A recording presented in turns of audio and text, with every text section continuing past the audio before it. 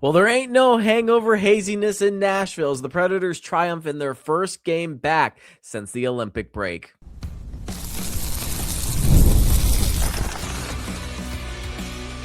You're Locked On Predators, your daily podcast on the Nashville Predators, part of the Locked On Podcast Network, your team every day. What's up, everybody, and welcome to another episode of the Locked On Predators podcast, part of the Locked On Podcast Network, now the #1 sports podcast network. Thank you for making us your first stop of the day. We're your free daily Nashville Predators podcast. I want to start off by shouting out all of our Locked On Predators podcast community and our everydayers who tune in to chat all things Preds every day. Today's episode is brought to you by FanDuel. Use your profit boost on an NBA future and get entered for your chance to win a trip to the NBA Finals.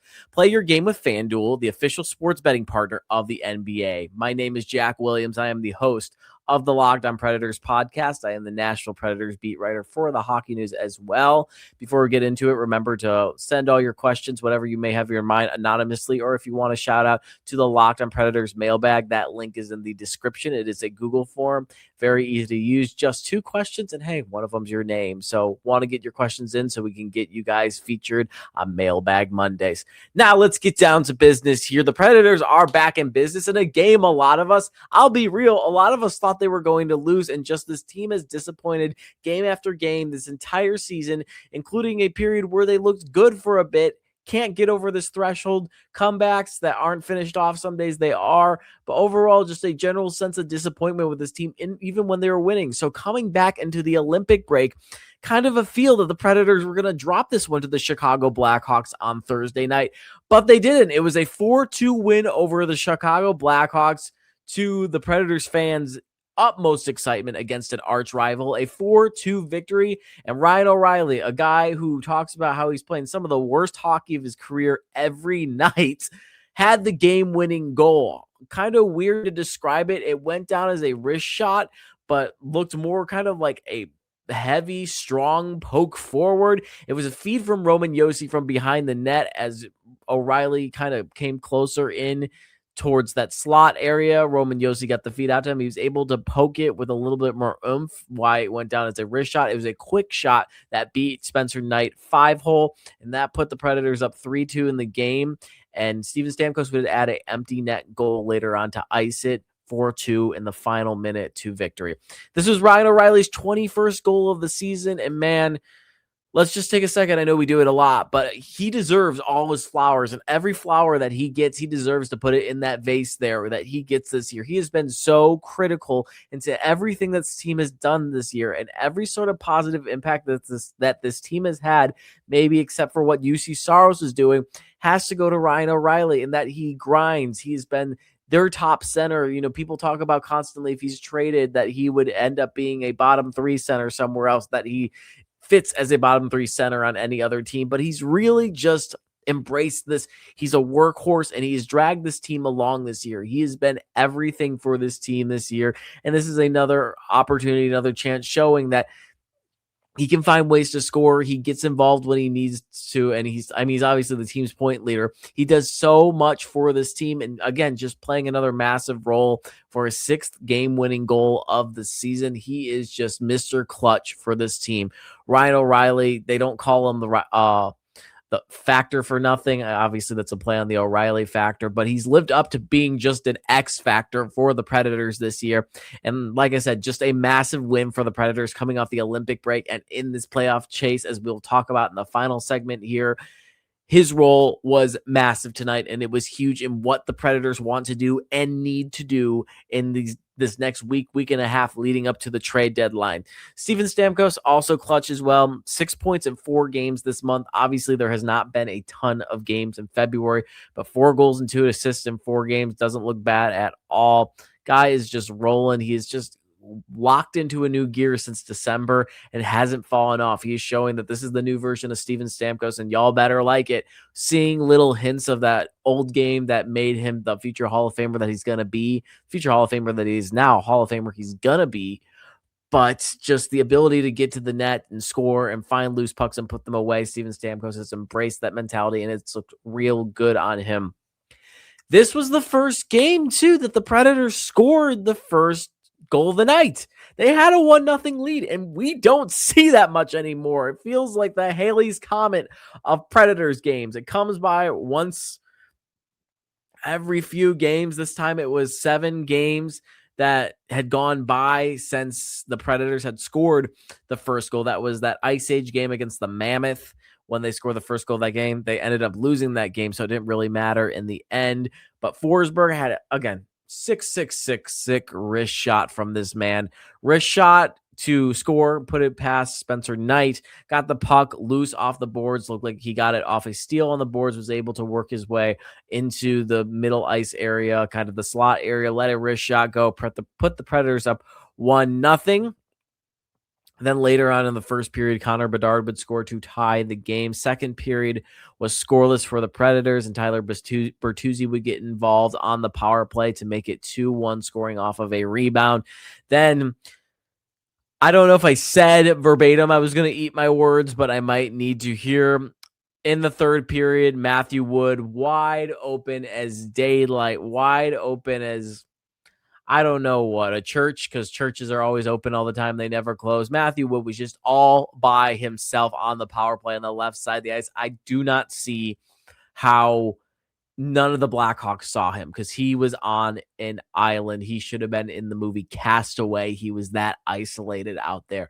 And it was a great play by Eric Holla too. You have 2 guys battling in the right corner off to the right of Spencer Knight and the Chicago Blackhawks net. Then you have O'Reilly kind of hanging out up the boards a little bit more outside the scrum, allowing the puck to kind of drift to him, and then allows, I don't know if I said O'Reilly, I meant Holla, and that Holla is able to make this cross ice pass from low to high to Wood. Wood is able to work himself into the high slot, let a nice wrist shot go that picks the right corner, and suddenly the game is tied up. Just smart hockey, and we really haven't seen a lot of that. And as I mentioned with eating my words from last episode, I said that this was too early to bring Matthew Wood up. I thought he needed to spend more time in Milwaukee, especially what we saw from him recently where he was getting scratched. He just wasn't playing well. He didn't look good. And then finally the Predators said, fine, we'll send him down to Milwaukee, but just for the Olympic break. Brought him up as soon as the Olympic break ended. I sat here and said he needs more time down there. Clearly he doesn't, and just getting involved in the scoring, but that's good. It's his 10th goal of the season. Just good to see him get rolling, just a rookie in his good sense. Obviously, I don't want him to go down to Milwaukee. I thought that he needed more development, but if he can keep his game consistent, that's the big word with this team. If he can keep his game consistent, keep playing straightforward, and keep doing this, there's no reason for him to go back down to Milwaukee. Absolutely. The big takeaway from this, and a big takeaway we've seen from a lot of the wins from the Predators this year, this was a really good game offensively. It usually is. This Predators team has just tapped into a different gear when it's come to the offense. This is a franchise that's known more for defense throughout its entire history, which is another conversation we could get on of just changing up the team identity and getting into something different. But in these wins, when they start streaking and stuff like that, the offense looks very good. The offense has been such a high point of this team this year, especially in this second third of the season into the final third of the season. The offense has just been clicking, and it's been massive. It's the defense that's been giving up a lot. The defense wasn't awful tonight. I felt like it maybe gave up a little too much, but most nights it's giving up too much. But overall, I mean, you got a pretty decent performance from Justus Annunen in his first game back. I believe he made 21 saves. So kind of on the lower end of what these Predators goalies are seeing most nights. But Justus Annunen getting involved as well. Nice to give UC Saros the night off, especially in playing through the Olympics. Eric Hall still played, excuse me. I don't know why I said still twice. But you're going to need Saros this Saturday in playing in Dallas, and Dallas is a streaking team, and we will talk about that in the final segment too. But a good win, one that, again, I don't think a lot of us expected them to win, just because this team is just disappointed throughout the year at a lot of high points and a lot of critical points. This team they've choked, really, for lack of a better word, and they didn't. They won. They won a game that they needed to. They won a game that they were the favorite opponents, and it's it's a different feeling. I know, just from my sense, it just feels different in seeing this team in a high stakes situation win. It just hasn't happened a lot this year, especially coming out of a long break where you kind of sit there and think, is this team going to come out flat footed? Because they do a lot. And whether it be the entire game or the start of the games, this team has looked kind of dizzy and hazed and kind of head in the clouds in these early parts of the games. And we'll talk about it because they did a little bit, but you won in regulation by 2 goals. Like, that's a good piece to what they need to do over this week and a half. That's massive. But when we come back, there was a downside to this game. Everything was not sunshine and rainbows for the Predators. There were too many penalties on their end. And I get on this talk all the time, but winning teams, playoff teams, this is not a part of it. It's going to cost them when they're playing playoff teams, when they're playing good teams. And we're going to talk about that factor of the game and how that played into the final result and how that could have cost the Predators game. That's coming up right after the break. Workplace chaos, deadlines stacking up, inbox overflowing, and the one position you have to fill still sitting open. When the pressure's on and you need the right hire, this is a job for Indeed Sponsored Jobs. Indeed Sponsored Jobs helps you reach the people who actually fit what you're looking for: skills, experience, location. So you're not just hoping the right candidate stumbles across your post. And here's a stat that says it all. In the minute I've been talking to you, companies like yours make 27 hires on Indeed, according to Indeed data worldwide. Spend less time searching and more time actually interviewing candidates who check all your boxes. Less stress, less time, more results. When you need the right person to cut through the chaos, this is a job for Indeed Sponsored Jobs. And listeners of the show will get a $75 sponsored job credit to help get your job the premium status it deserves at Indeed.com/podcast. Just go to Indeed.com/podcast right now and support our show by saying you heard about Indeed on this podcast. That's Indeed.com/podcast. Terms and conditions apply. Need to hire? This is a job for Indeed Sponsored Jobs. Cold days, packed schedules, and big goals. That's winter. And when there's not a lot of time to cook, eating well can feel like another thing on the to-do list. That's where Factor comes in. Factor makes healthy eating easy with fully prepared meals designed by dietitians, crafted by chefs, so you can eat well without the planning and prepping or cooking. Factor meals are always fresh, never frozen, and ready in about 2 minutes. The ingredients stand out: lean proteins, colorful veggies, whole foods, and healthy fats. No refined sugars, no artificial sweeteners, no refined seed oils. Tons of variety with 100 rotating meals each week, so it never gets boring. Options like high protein, calorie smart, Mediterranean diet, GLP-1 support, and even the new Muscle Pro collection for strength and recovery. Perfect for busy weeks when you still want meals that support your goals without stress. Head to factormeals.com/LockedOnNHL50 off and use code LockedOnNHL50 off to get 50% off and a free breakfast for a year. Eat like a pro this month with Factor. New subscribers only. Varies by plan. One free breakfast item per box for 1 year while the subscription is active.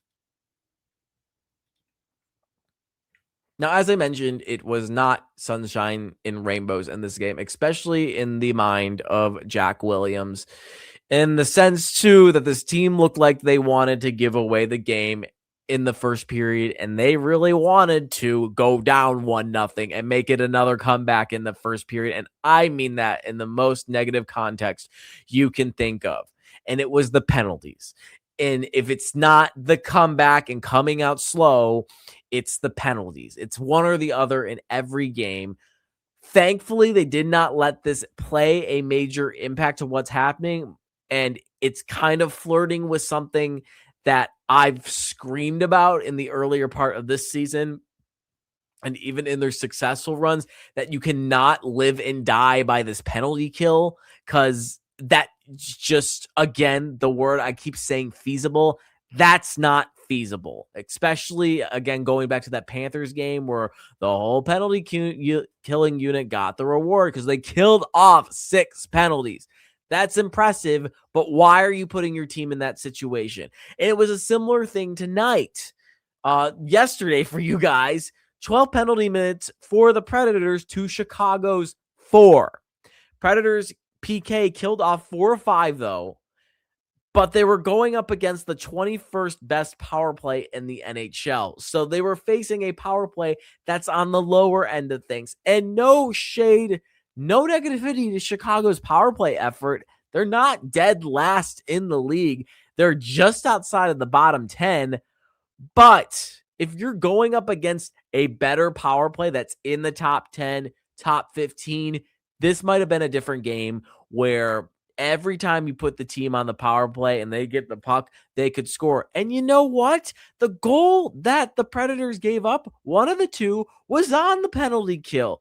And it was another situation where there is no defenseman in the slot. And, a big problem has been crowding the goalie. They've been doing that a lot this year, or letting guys just walk in. But this time there was no one in there. And it is a similar problem of the defense just letting anybody get into the slot. I'll give them a little bit more credit because it was on the penalty kill. So your attention is elsewhere in other parts of the ice. You're down a man, but allowing Tyler Bertuzzi to just be there, get a rebound, and put it away, it's not great. And then you're just taking bad penalties. In this first period that they had 6 penalty minutes in the first 10 minutes of the game. Haula for a double minor on a high stick, as the guy that Haula got with the high stick started bleeding. That's a double minor if they're bleeding. And then Nick Perbix on a high stick. As I've mentioned before, and I'm going to run back the numbers soon to look at it. This team is taking a higher number per capita compared to the rest of the league historically of high stick penalties. And I can only measure this by the number of penalties they're taking percentage wise to the total. Last time I looked at this was substantially higher. I think it was about 10% higher than it should be compared to a stats that I found from 2010 to 2020. The Predators stats compared to that with their penalty minutes are higher. The most common type of penalties are tripping and like slashing and stick penalties like that. But this team has had so many high sticking calls, and props again to the penalty killing unit for avoiding this situation from getting bad in the first period. Then you get into the power play that the Blackhawks got and the penalty kill that the Predators ended up giving a goal on. It's Adam Wilsby. It's another dumb penalty. It's a delay of game penalty, and it's just a bad take, and you give up a goal on it. And at that time, yes, they won by 2, but this gave the Blackhawks the lead at the time, and the Predators had to come tied in the third period, then score another to win. So it made the road a little bit steeper, and I guess it goes down as a comeback, but it's still not great. Then you have McCarron and Rinzel having offsetting roughing penalties. From what I heard, it seemed like McCarron tried to challenge Rinzel, and I don't know what Rinzel did, but he didn't challenge it enough, but I think he might have just instigated it a little bit more, and they kind of shoved each other, and that led to a roughing penalty. Then McCarron takes a tripping call, and then you have 12 penalty minutes to Chicago's 4, and it's just, if I'm Barry Trotz, and I don't think he's going to do this because his whole mentality of big guys and hitting and being physical and stuff is just going to stay until he stays and leaves before someone else comes in and maybe wants to change that. But my whole thing compared to the beginning of the year is, will this get McCarron traded? Probably not. But I mean, it might depend how close you are to a playoff spot, because we'll talk about it in the next segment. But they're really close right now. And they've been this close before, but you're close right now. And when you're in games and you have your fourth line center racking up penalty minutes, and yes, the PK is good, but are these good takes? Yes, the roughing one and fighting, he does that. But a tripping call, when does it get to a point where you look at some of these guys and saying, are they kind of stabbing into our Achilles heel right now? And is McCarron one of those guys? Is Cole Smith one of those guys? Is there a point where you need to look at your, for lack of a better phrase or description, your big penalty getters and be like, we can't keep doing this? And, I'm not saying it has to happen. I'm saying does a conversation come up where you might need to talk about that? With Barry Trotz in the GM chair, I don't think that will happen at all. But with a different GM, it might. But the big thing to take away from all of this is, thankfully, you're going up against a team that's not good, that doesn't have a good power play, and allowed you guys to get back into the game and end up winning. The lesson to take away from all of that, especially Saturday coming up, will this type of mentality, this type of play work against a good team? And then if they get into the playoffs, will this work against a playoff team? I don't think so. I mentioned that last episode too, of the sweep versus maybe getting 5 games out of it if you're playing like this. But just play. You got to play smart. And there were some really smart plays out there tonight. But you just can't give the opponent anything. And a lot of this season has been the Predators giving the opponent everything. But before we get into our final segment, I want to talk to you guys about the Everyday Club. Thank you for making Locked On Predators your first listen of the day. And thank you for making Locked On the #1 sports podcast network. You already live your team every day. Now take it up a level and go ad-free. Join the Everyday Club today and get Locked On Predators with no interruptions, members-only Discord access, and more. All for just $5 a month, $50 a year. If you're interested, go to lockedonpredators.supercast.com or check the link in the show notes to learn more. And hey, if you guys want to feel out what being an everydayer is all about, if you are interested in getting involved, but you kind of want a preview of it, if you use code DEADLINE right now, you get a free month of the Everydayer Club and all the access that it provides. So if you guys want to check it out, code DEADLINE, get a free first month of the Everydayer Club. When we come back, we're talking about the hunt. We're talking about the wild hunt for the playoffs, as they're finally within a game of reaching that. And it's going to be hard. It's going to be a quest to do it. It's not going to come easy, but we're going to talk about what's it going to take for the Predators to finally get over that hump right after the break. Have you ever wanted to experience the NBA Finals live and in person? FanDuel is giving you the chance to turn that dream into a reality with their NBA sweepstakes. Here's how it works. Use your profit boost on any NBA future, and you'll automatically be entered for a shot to win a trip to the NBA Finals for 2. That's right. Flights, tickets, the whole experience. If you're already looking at the board and thinking about which team can make a deep run, this is the perfect time to lock in. I love futures this time of year. Whether you're picking a team to win a championship, grab a conference title, it adds that extra layer of excitement to every game down the stretch. And now, not only can your pick cash, but also could send you to the NBA Finals. Visit FanDuel.com to get started. Use your profit boost on any NBA future and get entered for your chance to win a trip to the NBA Finals. Play your game with FanDuel, the official sports betting partner of the NBA. So now we're in the hunt of it, and the wild hunt for the playoffs now, as the Predators are as close as they've been in a while. They are 2 whole points out. They are 1 win away from, and again, there's a whole month and a half left, but they are 1 win away from finally getting over this threshold they have not gotten over this entire season. And some points they haven't even been close to it. It looked almost impossible. And yes, they won, but everything that needed to go right for the Predators to be in this place happened. It was magical on Wednesday for what happened to the Predators, because the stars truly lined up and they just rolled with what had happened with them. And more of it happened tonight. I just pulled up a score that was pending before this podcast, and it panned out. There's a bunch of teams ahead of the Predators at the time on Wednesday.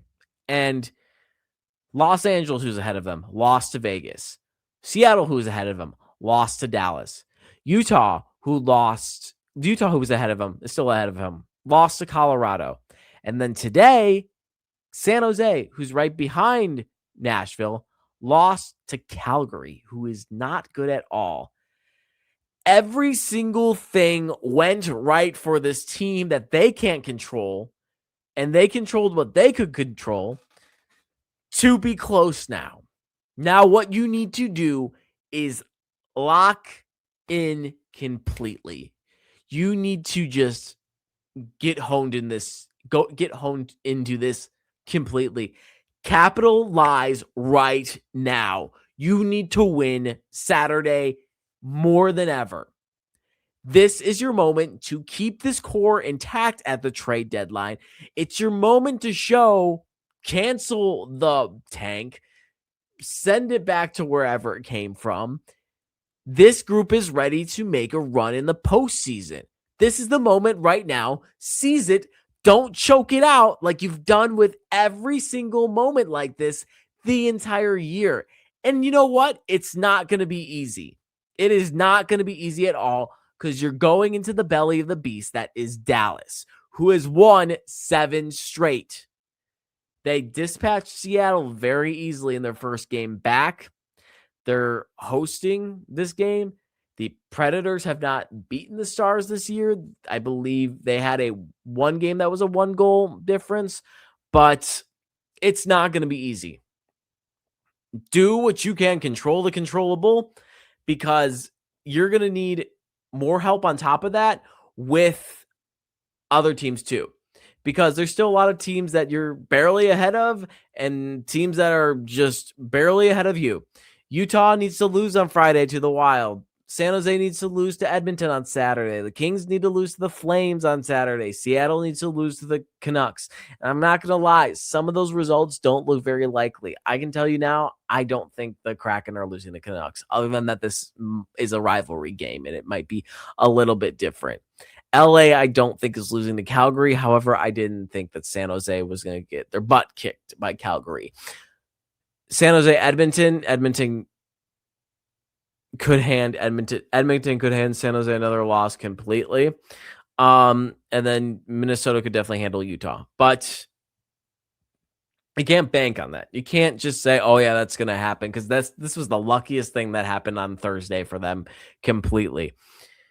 You need to lock it in. You need to take on the Dallas team. This is going to be a hard game. This is going to be a good game. And you can't do what you did. There's still bad things that happened in this Blackhawks game. You can't take all these penalties. You just got to eliminate the penalties completely. Because, not completely, I should say, but just don't make the gap so wide and just don't give so much. Stop giving to the opponent.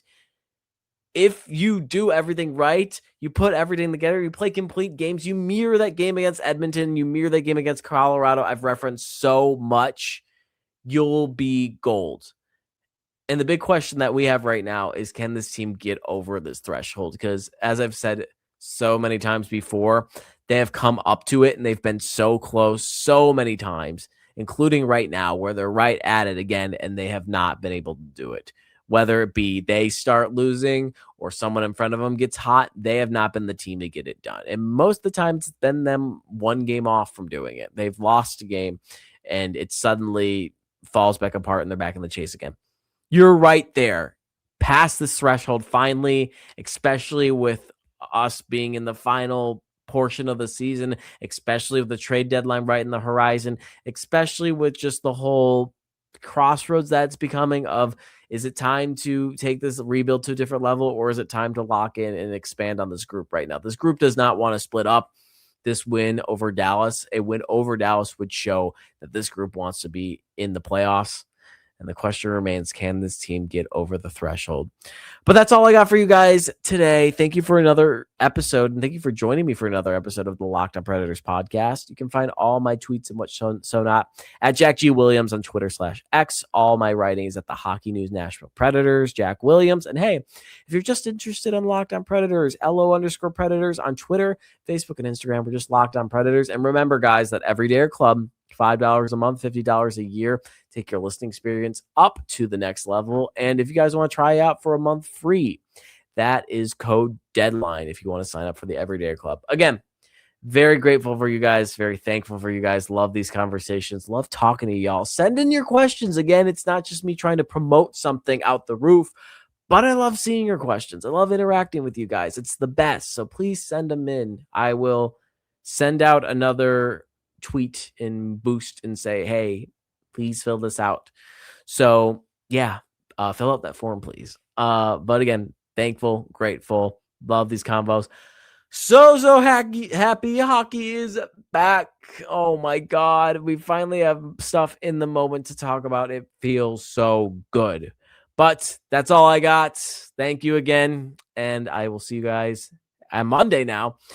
See you next week for another episode of the Locked On Predators podcast.